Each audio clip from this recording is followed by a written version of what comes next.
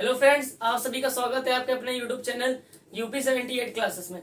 तो आप सभी को कल हमने बताया था दो वीडियो के माध्यम से कॉम्प्लेक्स सेंटेंसेस कैसे बनाए जाते हैं। दो सिंपल सेंटेंस हमको दिए होते थे और उसको कंबाइन करके एक कॉम्प्लेक्स कैसे बनाया जाता था। तो हमने आपको बताया था ये तीन तरीकों से बनाया जा सकता है।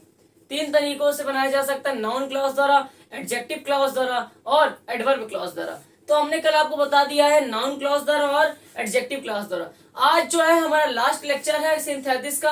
आज से हमारा सिंथेसिस कंप्लीट हो जाएगा।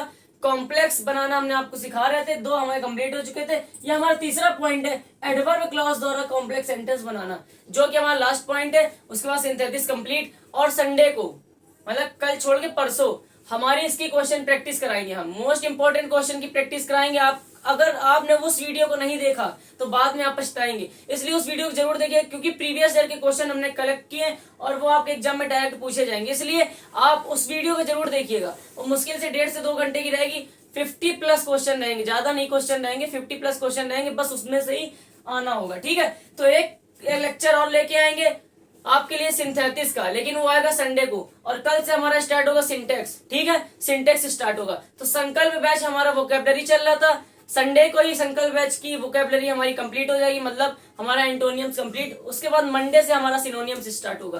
ठीक है, हमको 6 से 7 दिन में ये पूरा कंप्लीट करना है। उसके बाद हम फिगर ऑफ स्पीच आपको पढ़ाएंगे। ठीक है, तो सबसे पहले हम बात करते हैं एडवर्ब क्लॉज द्वारा कॉम्प्लेक्स सेंटेंस कैसे बनाया जाता है। आइए देखते हैं एडवर्ब क्लॉज द्वारा कैसे बनाया जाता है। बस इसको थोड़ा सा सीख लीजिए, क्योंकि इससे एक क्वेश्चन आता है, कॉम्प्लेक्स का एक क्वेश्चन जरूर आएगा आपके एग्जाम में। आप सब देख लेना, सिंपल का एक आता है और एक कॉम्प्लेक्स का आता है। 4 मार्क्स का पूछ लिया जाता है और कभी कदार तो खाली एक ही क्वेश्चन आ जाता है।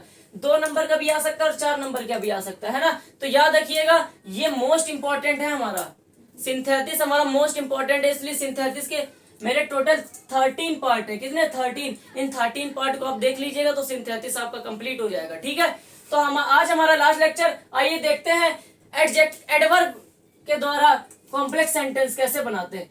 तो सबसे पहले बोल रहा है एडवर्ब क्लॉज द्वारा कॉम्प्लेक्स सेंटेंस बनाना है। निम्नलिखित शब्दों के द्वारा कॉम्प्लेक्स बनता है। कितने? निम्नलिखित शब्दों के द्वारा। ये शब्द दिए हुए हैं, इन्हीं के द्वारा हम कॉम्प्लेक्स बनाते हैं। हमने आपको बताया था नाउन क्लॉज जो हमारा बनता है वो 3 तरीकों से, 3 शब्दों से बन सकता है। बताए थे कि नहीं बताए थे?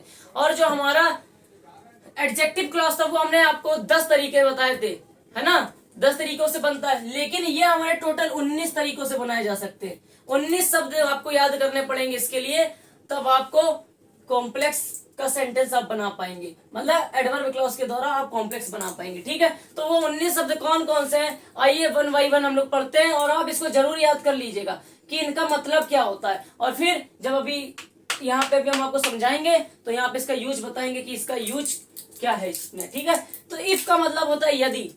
ये सब आपको पता होगा, लेकिन फिर भी अगर नहीं पता तो आप कॉपी में लिख लीजिए और याद कर लीजिएगा कि एडवर्ब क्लॉज में इतनी चीजों का यूज करके हम किसी एक को लगा के बीच में हम सेंटेंस को जोड़ सकते हैं। तो इफ का मतलब होता है यदि, यदि। व्हेन का मतलब होता है जब, वेयर का मतलब होता है जहां, बिकॉज का मतलब होता है क्योंकि, बिफोर का मतलब होता है पहले, आफ्टर का मतलब होता है बाद में या पश्चात। आफ्टर का मतलब बाद में या पश्चात का मतलब भी होता है बाद में। ठीक है, एज सून एज का मतलब होता है जैसे ही। Whenever का मतलब होता है जब कभी। दैट का मतलब होता है कि।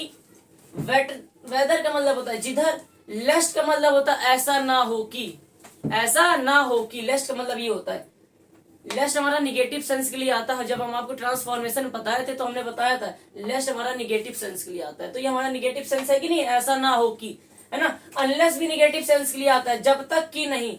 जब तक कि नहीं का मतलब होता है अनलेस, और अनलेस का मतलब जब तक कि नहीं।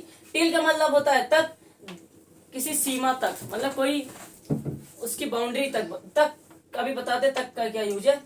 देन का मतलब होता है की अपेक्षा, की अपेक्षा। देन का मतलब होता है की अपेक्षा। टिल का मतलब होता है जब तक या तक। ठीक है, अनटिल का मतलब होता है, ये भी हमारा निगेटिव सेंस के लिए आता है। अनटिल का मतलब होता है जब तक की नहीं।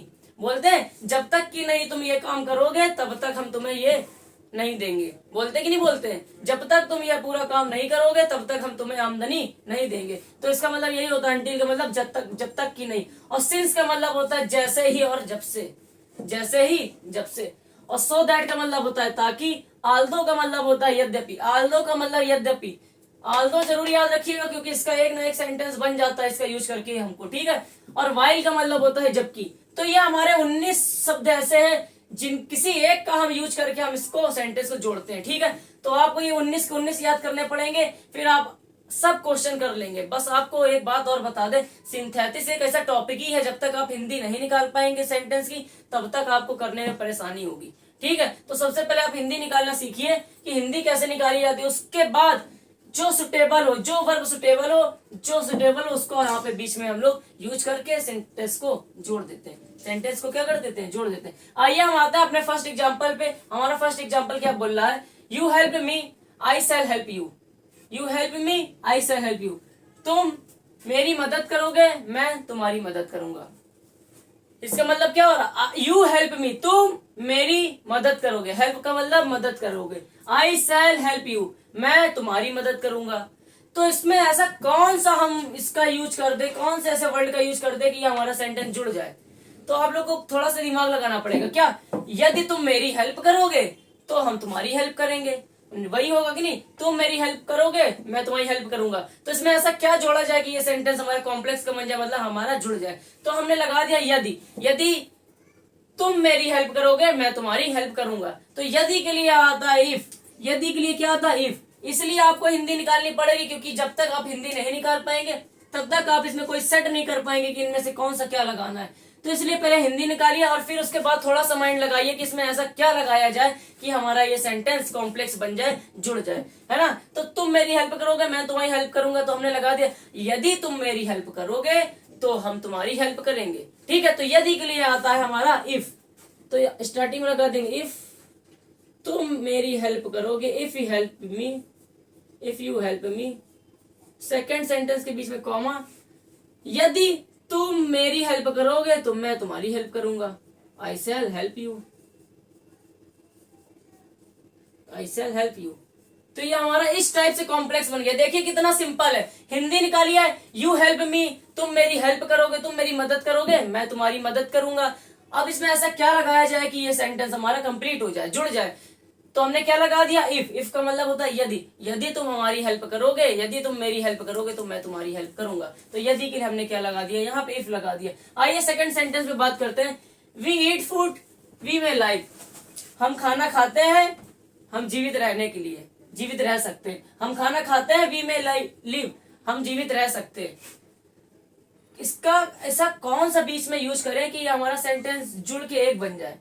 तो इनमें से किसी का एक का यूज करना पड़ेगा हमको।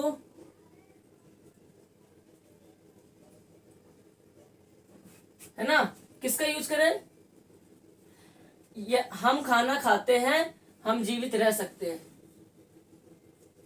ताकि का यूज कर सकते हैं हम। किसका, ताकि का। देखिए क्या, हम खाना खाते हैं ताकि हम जीवित रह सकते हैं, है कि नहीं है। पहले हिंदी निकाली हमने, हम खाना खाते हैं, हम जीवित रह सकते हैं। तो हम खाना किस लिए खाते हैं, जीवित रहने के लिए ही तो खाते हैं ना। हम खाना किस लिए खाते हैं, जीवित रहने के लिए खाते हैं। तो हमने बीच में यहाँ पे क्या लगा दिया, सो दैट लगा दिया। क्या लगा दिया, सो दैट लगा दिया हमने, है ना। सो दैट लगा दिया, ठीक है, सो दैट लगा दिया हमने। तो क्या करेंगे इसको, पहले देखिए, हम खाना खाते हैं, हम जीवित रह सकते हैं। तो इसमें ऐसा क्या लगाया जाए कि हमारा सेंटेंस जुड़ के एक कॉम्प्लेक्स बन जाए। तो हमने लगा दिया ताकि। बीच में क्या लगाया, ताकि। हम खाना खाते हैं ताकि हम जीवित रह सके, ताकि हम जीवित रह सके। तो ताकि के लिए हम क्या लगाते हैं, सो दैट। तो बीच में सो दैट लगा देंगे। वी ईट फूड, और हम खाना खाते हैं ताकि, सो दैट हम जीवित रह सके। वी में लिव, वी में लिव। तो ये हमारा कॉम्प्लेक्स बन गया। देखिए कितना सिंपल तरीके से हमने बताया। पहले हिंदी निकालिए, वी ईट फूड, हम खाना खाते हैं, वी में लिव, हम जीवित रह सके। तो हमने क्या लगाया, ताकि। हम खाना खाते हैं ताकि हम जीवित रह सके। तो समझ में आ गया होगा आपको। सिंथेसिस सीखने के लिए पहले आपको हिंदी निकालनी आनी चाहिए और ये सब याद होना चाहिए कि इन सब का मतलब क्या होता है। तो आप बीच में इसको यूज कर पाएंगे। ठीक है, आइए थर्ड पॉइंट पे आते हैं। Risa passed she had worked hard. Risa passed she had worked hard. Risa pass हो गई, सी हैड वर्कड हार्ड, उसने कठिन परिश्रम किया। तो हम इसमें ऐसा कौन सा यूज करें, इनमें से ऐसा कौन सा वर्ड यूज करें कि हमारा सेंटेंस जुड़ के एक बन जाए। रिसा पास हो गई क्योंकि उसने कठिन परिश्रम किया। क्योंकि उसने कठिन परिश्रम किया, तो क्योंकि के लिए हम लगाते हैं यहाँ पे बिकॉज। क्या लगाते हैं, बिकॉज। तो बीच में क्या लगा देंगे, बिकॉज। रिसा पास्ड क्योंकि के लिए लगाएंगे because Risha passed because she had work hard.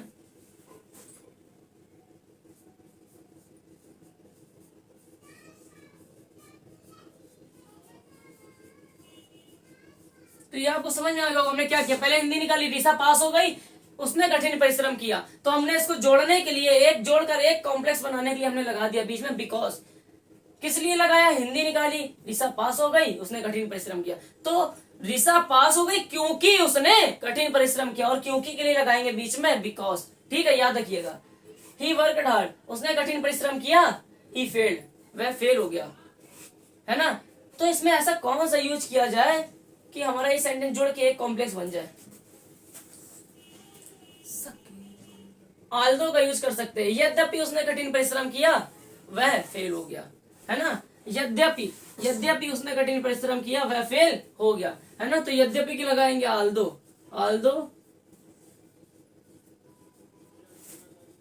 He worked hard. Hindi निकालनी आनी चाहिए पहले, तभी आप लोग कर पाएंगे, और ये याद होना चाहिए, ये जो 19 से हमने वर्ड लिखा है, और इसकी हिंदी याद होनी चाहिए, कॉमा ही फेल्ड। तो इस टाइप से हमारा ये कॉम्प्लेक्स बन गया। क्या हमने बताया? ही वर्कड हार्ड, उसने कठिन परिश्रम किया, ही फेल्ड, वह फेल हो गया। यद्यपि हमने लगा दिया, क्या लगा दिया? यद्यपि उसने कठिन परिश्रम किया और वह फेल हो गया, तो यद्यपि के लिए लगाते हैं आगे आल्दो। इतना याद रखिएगा।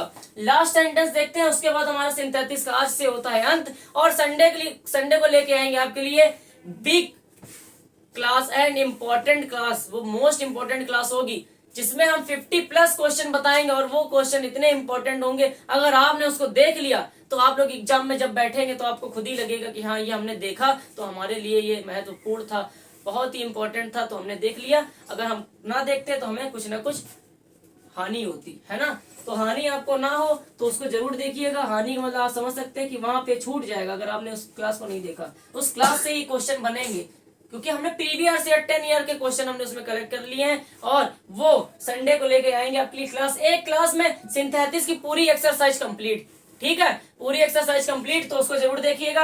आइए 5th सेंटेंस पे आते हैं, last sentence. We shall stay here you return. We shall stay here you return.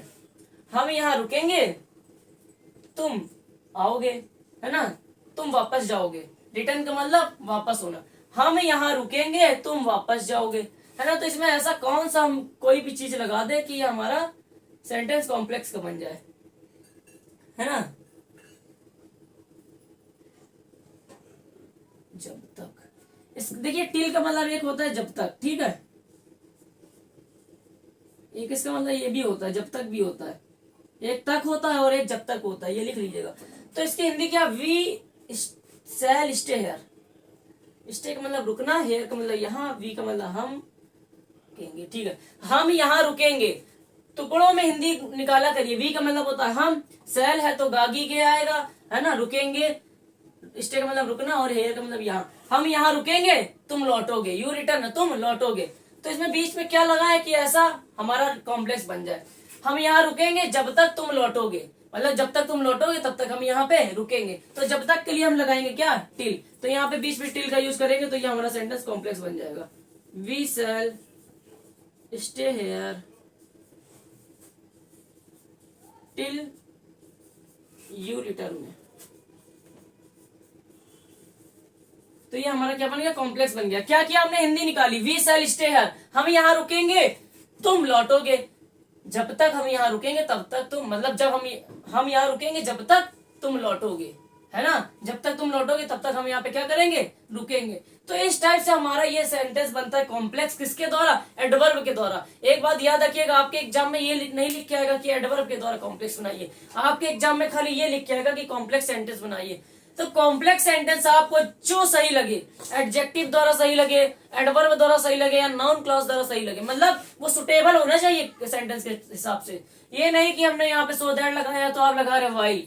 नहीं, पहले हिंदी निकालिए, और सो दैट अगर सुटेबल है उस सेंटेंस के अकॉर्डिंग तो आप सुटेबल वो लगाइए, सो दैट नहीं तो ना लगाइए। मतलब आपको क्या करना है? पहले हिंदी निकालनी है और इनको याद रखना है, और फिर अपने माइंड को थोड़ा सा चलाना है, और फिर एक्सरसाइज करानी है माइंड की, फिर देखना है कि यहाँ पे क्या लगाया जाए कि हमारा सेंटेंस कॉम्प्लेक्स बन जाए।